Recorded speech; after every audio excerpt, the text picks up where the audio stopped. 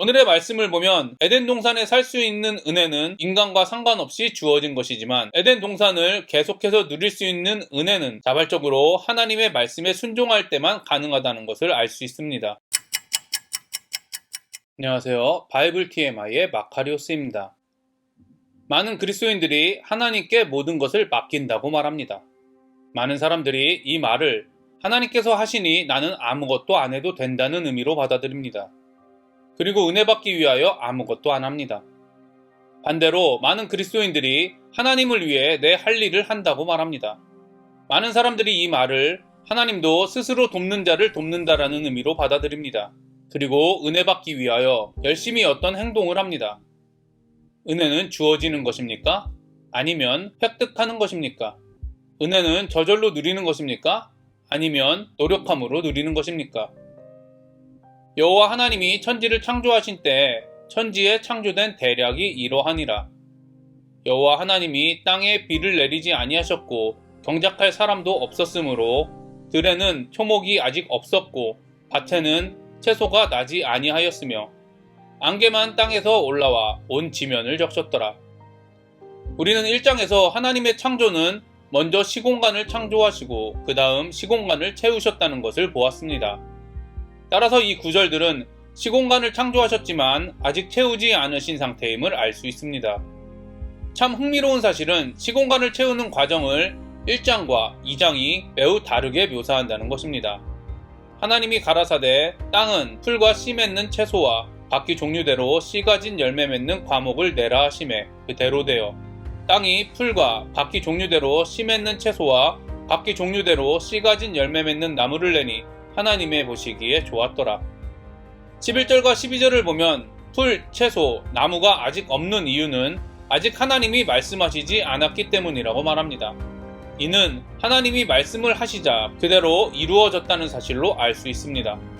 반면에 2장 5절과 6절을 보면 풀, 채소, 나무가 아직 없는 이유는 여호와 하나님이 땅에 비를 내리지 않으셨고 경작할 사람이 없었기 때문이라고 말합니다.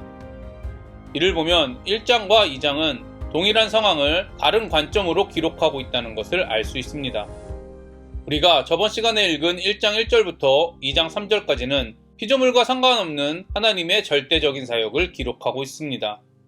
많은 분들이 오늘 본문 역시 하나님의 창조 사역을 기록하고 있다고 생각하고 있습니다.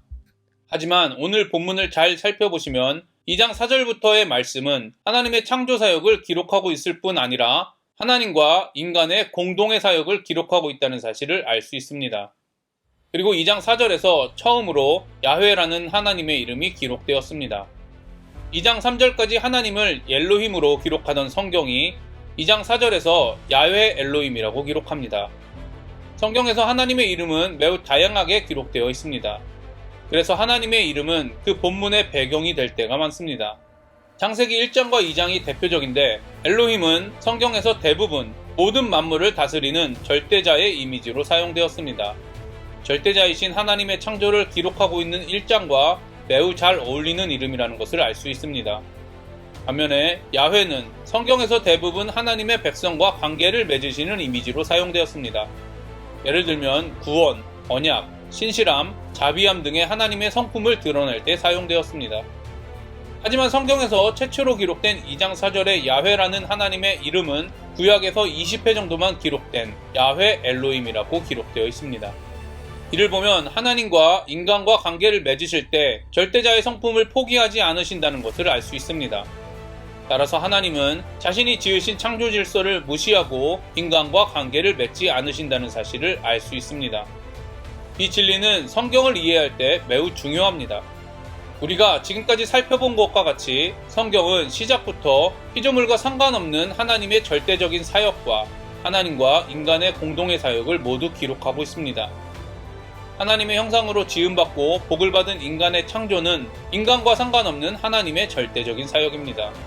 그러나 자유의지를 가지고 인간이 창조되었다는 사실은 에덴 동산을 누리기 위하여 인간이 자발적으로 하나님께 순종해야 한다는 것을 보여줍니다.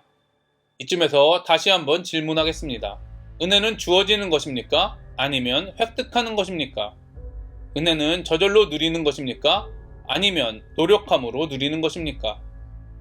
오늘의 말씀을 보면 에덴 동산에 살 수 있는 은혜는 인간과 상관없이 주어진 것이지만 에덴 동산을 계속해서 누릴 수 있는 은혜는 자발적으로 하나님의 말씀에 순종할 때만 가능하다는 것을 알 수 있습니다. 2장 4절을 보시면 천지에 창조된 대략이라고 기록되어 있습니다. 여기서 대략이라고 해석된 히브리어 톨레도르는 성경에서 대부분 세대, 족보, 역사 등으로 해석됩니다. 따라서 4절의 말씀은 여호와 하나님이 천지를 창조하신 때에 하늘과 땅에 창조된 역사가 이러하니라 정도로 해석할 수 있습니다. 그런데 창세기에서 사용된 톨레도르는 2장 4절을 제외하고 모두 사람의 족보를 의미할 때 사용되었습니다. 아담의 족보, 노아의 족보, 셈과 함과 야벳의 족보, 셈의 족보, 데라의 족보, 이스마엘의 족보, 이삭의 족보, 에서의 족보, 야곱의 족보. 이를 보면 2장 4절을 하늘과 땅에 인간의 족보가 이러하니다 라고 해석하기에는 부자연스럽지만 그 의미는 가지고 있다고 보아야 합니다. 따라서 이 부분을 하늘과 땅에서 나온 인간의 역사가 이러하니다 라고 해석할 수 있습니다. 그리고 실제로 4절 이후의 내용은 모두 하나님께서 인간을 창조하신 내용과 인간과 최초의 언약을 맺으신 사건이 기록되어 있습니다. 최초의 인간의 역사 다음에 나오는 것은 아담의 족보입니다. 이를 보면 성경이 최초의 인간의 역사를 두 부분으로 구분하고 있다는 것을 알 수 있습니다.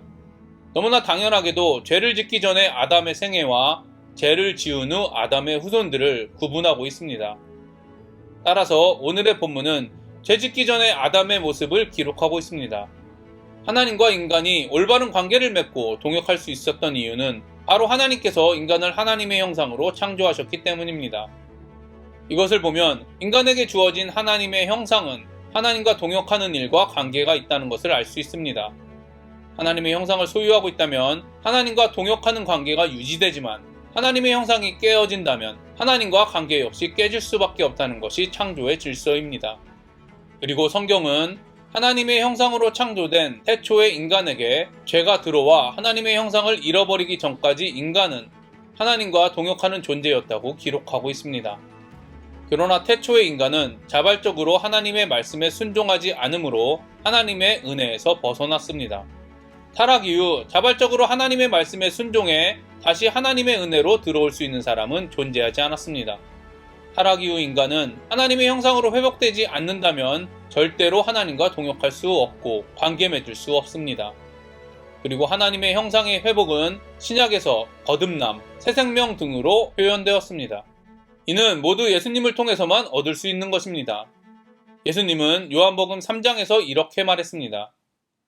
아멘, 아멘, 너에게 말한다. 만약 누구도 위로부터 나아지지 않으면 하나님 나라를 볼 수 없다. 아멘, 아멘, 너에게 말한다.